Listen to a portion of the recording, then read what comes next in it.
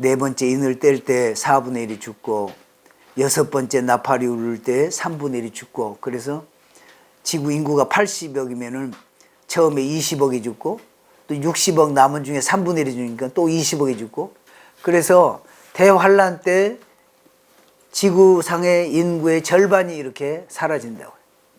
그런데 일률적으로 두 사람 중에 한 사람씩 그냥 이렇게 죽인 그 심판을 받는다기보다는 어느 지역은 진짜 지진이 나서 또는 화산 폭발로 또는 쓰나미로 그냥 쓸어버리기도 할 것이고 또 어느 지역은 참 고센 땅처럼 완전히 보존도 될 것이고 그런 식으로 하시지 않을까 그런 생각이 듭니다. 19장에는 롯이 성문에 앉았다가 그러니까 성문에 앉는다는 말은 상당히 직위가 명망 있는 사람들이 성문에 앉는 건데 롯은 거기 가서 덕망 있는 사람으로 이렇게 활동을 하지 않았나 싶어요. 천사들이 롯을 참 아브라함을 생각하고 하나님이 롯을 구해라. 그러니까 거기 지금 라파엘이 간 거 아니에요? 여기에 성중에 지금 너가 좀 그 구원할 그런 사람들이 있냐? 사위나 자녀나 성중에 내게 속한 자들 다 성 밖으로 이끌어내라. 그래서 지금 사위들을 부른 거 아니에요? 이 사위들은 농담으로 여겼다가 몇 시간 뒤에 유황불에 들어가는 그런 것을 봅니다. 그리고 19장 30절부터서 38절에 보면은 두 딸들이 보니까 이제 다 죽고 아버지의 그 대를 이을 자식이 하나도 없는 것을 보고 아버지에게 그 술을 마시고 동침해서 이제 자식을 낳는. 큰 딸은 아들 낳아서 모압. 그래서 모압은 상당히 좀 랍비 해석으로는 저돌적이고 대담하고 이런. 그래서 아들을 낳아도 이름을 모압이라 이렇게 했는데 모압이란 말은 그 의미가 from father 아버지로부터. 큰 딸은 좀 성격이 거친 데가 있는 것 같다. 그러나 둘째 딸은 똑같이 해서 아들을 낳아서 베냐민, son of my people. 그래서 아버지와 그런 관계로 나왔다는 그런 냄새가 하나도 안 나게 아버지의 일을 숨겨주는 그런 지혜로운 딸 같다. 이렇게. 21장에 보면 사라가 이삭을 낳는 7절에 보면은 25년 동안 하나님이 너에게 자식을 주고 자식이 또 많게 해주겠다. 큰 나라를 이루도록 그렇게 해주겠다. 그랬지만은 하루 이틀도 아니고 25년을 결쳐가지고 지금 아들을 주셔서 얼마나 감동이 됐을까 조금이라도 생각을 해보고 또 이런 얘기들은 그동안 많이 들었을 줄 압니다. 8절에 보면 아마 2살 반이나 3살쯤 됐을 때 이삭이 젖을 떼고 이제 음식을 먹는 그런 것인데 큰 잔치를 베풀어서 그때 초청을 사람들 보니까 여기 성경에는 안 나오지만은 셈도 거기에 왔고 나홀 형님도 왔고 아비멜렉 왕도 오고 또 비골 군대 장관도 하고 여럿을 초청해서 크게 잔치를 베푼 그런 것이 보입니다. 그리고 19장에 우리가 보면은 모압과 암몬이 그렇게 태어났다 그렇게 했는데 하나님이 또 롯을 늘 기억을 하시고 그 모압 자손 중에 유명한 사람 또 누구지요? 룻을 하나님이 들어 쓰셔서 이새를 그 다음에 이새가 낳고 다윗을 낳고 이런 식으로 암몬 자손 중에도 또 하나님이 이렇게 불러 쓰시는 걸 보여요. 암몬 자손이 누군지 아시는 분 계세요? 암몬 자손 중에 여기 보니까 나아마 솔로몬의 왕비지요. 나아마가 왕비로 르호보암을 낳더라고요. 그러니까 중요한 인물이 나오잖아요. 또 젖을 뗀 뒤에 하갈의 아들 이스마엘이 이삭을 놀리는 것을 보고 어떻게 놀리는지 내용은 안 나오지만은 활을 가지고 이렇게 장난처럼 하다가 쏘아 죽이려고 하는 그런 장면이 나와서 심히 걱정하고 내보냈다. 쫓겨나가 있는 그것을 보고 19절에 보면 21장 19절에 보면 눈을 밝히시다. 그래서 하나님이 눈을 밝혀주시는 것이 그렇게 중요한 거예요. 죽을 상황에 도달했을지라도 눈을 열어서 하나님이 보여주시면 살 길도 보이고, 두려워하는 그런, 가령 뭐 게하시가 눈이 열려서 이스라엘 지키는 하나님의 군대가 지금 아람 군대보다 더 많은 것을 보여주듯이 하나님이 눈을 밝히셔야 된다. 그래서 눈 밝히는 것에 대해서 강조를 하고 있습니다. 그 다음에는 22장에 보면은 우리가 잘 아는 대로 아브라함을 시험하시려고 하는 이 시험이 여기에 나오는데, 그 시험을 이해하기는 쉽지 않은 것 같습니다. 테스트를 해서 우리가 사역자들 대부분 이렇게 들어보면은, 사역을 잘 하시는 분들 들어보면은 하나님이 테스트를 하신다는 거예요, 항상. 그래서 어느 지점에 테스트를 다 거쳐서 그렇게 하나님의 일을 하게 됐다.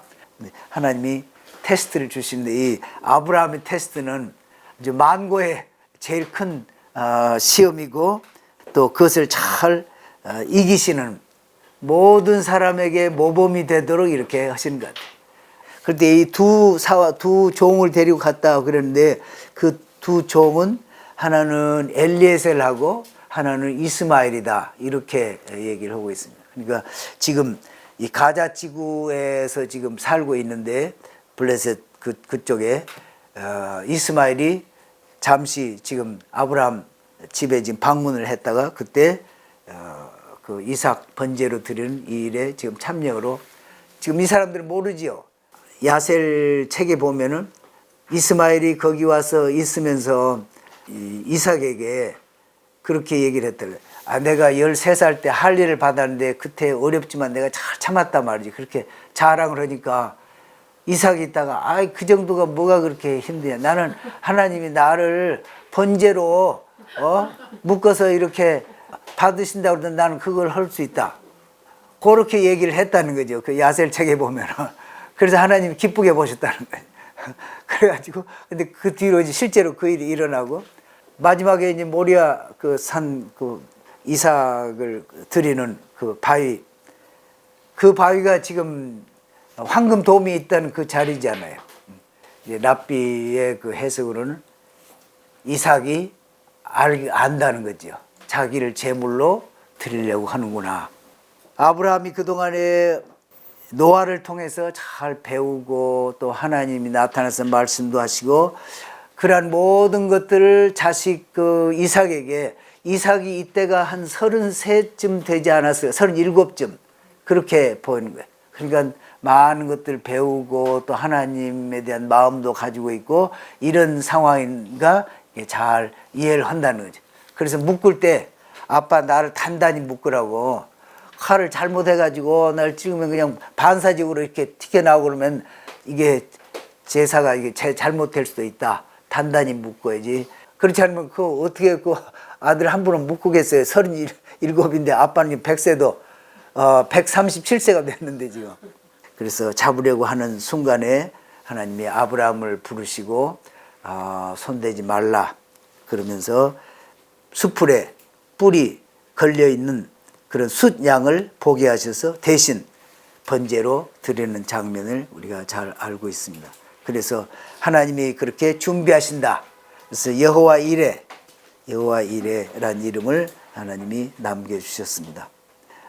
그 드리는 순간에는 아들도 아버지를 쳐다보고 아버지도 아들을 쳐다보면서 눈물을 흘렸다. 그렇게 이제 랍비는 이제 쓰고 있고, 히브리서에 보면은 11장 19절에 보면은 아브라함은 이 아들을 통해서 대를 이어간다고 했으니까 죽일지라도 살릴 것을 믿고 드렸다. 그렇게 돼 있잖아요. 그러니까 죽은 자 가운데서 다시 받은 것이라 비유컨대, 이렇게 히브리서는 얘기를 하고 있고, 사실 랍비들은 이것에 대해서 그런 엄청난 시험이다 이렇게만 쓰고 거기서 끝나요. 그런데 이제 우리가 볼 때는 이것은 하나님의 마음을 보여주신 거구나. 독생자 예수님을 그 나무에 달리게 하실 때, 또 예수님도 그러지 않아요. 엘리 엘리 라마 사막다니. 나를 왜 버리시나이까? 그 말씀을 들을 정도로 그런 그 예표로 하고 있는 그런 것을 모르기 때문에 더 이상 설명이 없더라고요. 여기 보니까. 그러니까 우리는 그걸 다 보고 있잖아요. 그걸 또 자세히 사람들이 연구를 하고 영적인 감동을 통해 받아서 다 이해를 하고. 그런데 여기에 또 이런 것은 있어요.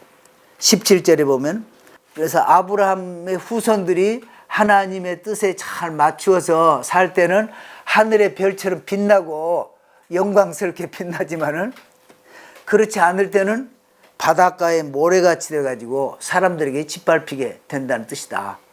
이렇게 얘기를 하더라고요. 그리고 내 씨로 말미암아 천하 만민이 복을 받으리니. 그래서 메시아가 오신다 하는 것은 여기에 나와 있지만은 그 메시아가 이삭과 같은 그러한 그 고난을 받고 하는 그런 메시아의 그 고난의 종의 모습은 유대인들이 이해를 아직은 하지 못하고 있어서, 물론 믿는 유대인들은 더 잘 알고 설명을 잘 하지요. 우리는 참 아브라함의 믿음을 보면서 우리는 어떠한 믿음을 가지고 있는가, 어떤 믿음을 갖고 있을까요? 재림하시는 메시아를 기다리는 그런 믿음. 그렇죠. 그게 제일 중요하죠, 사실은. 우리는 메시아가 다시 오실 것을 확실히 믿고 있잖아요. 20세기에 이스라엘이 딱 태어나가지고, 이스라엘이 태어나면서 성경 전체가 구체적으로 확 드러나는 거예요. 그건 지금까지 잠자고 있던 사람들이 그냥 벌쩍 깨어나가지고 정신을 그냥 확 차리게 된 것이 이스라엘이 회복인 거예요. 그러면서 아브라함도 다시 보게 되고 2000년 전 십자가도 다시 보게 되고, 그리고 앞으로 다시 오시게 될 예수님도 다시 보게 되고, 이스라엘과 이방이 하나 돼서 한 세 사람을 이루게 될 것도 보게 되고, 그리고 또 천년 왕국의 영광스러운 주님과 함께 왕노릇하면서 이 세상을 발전시켜 나갈 것도 보게 되고, 영원한 새하늘과 새 땅도 보게 되고, 그러한 믿음을 우리가 지금 갖게 되는 그런 상황을 보게 됩니다. 참 아브라함 그 한 분을 통해서 우리가 많은 것을 배우고, 우리가 지금 토라, 물론 토라를 공부하는 방식이 여러 있겠죠. 전문적으로 언어를 해석해서 하나하나 파헤치는 그런 것도 있을 것이고, 또 유대인의 관점에서 보는 것도 있을 것이고, 다양하지만 우리는 가능한 한 이스라엘 사람들이 이해하는 부분과, 그리고 21세기에 그동안에 많은 것이 이루어진 현 시점에서 말씀들이 어떻게 지금 적용되고 또 앞으로 이루어질 것인가, 이 진리의 말씀이 그러한 면에서 읽고 있는데 참 은혜가 됩니다. 참 우리가 제목을 21세기와 토라의 만남, 이런 제목으로 하면서 부족하지만은 그런 입장에서 우리가 읽게 된 것이 하나님의 은혜고, 저 개인적인 입장으로는 토라의 이스라엘 사람들이 정통으로 보는 그런 그 주석서를 할 수 없이 읽다 보니까 많이 읽고, 유대인들의 생각이 이렇구나 하는 걸 보게 돼서 개인적으로 큰 도움이 되고 있습니다.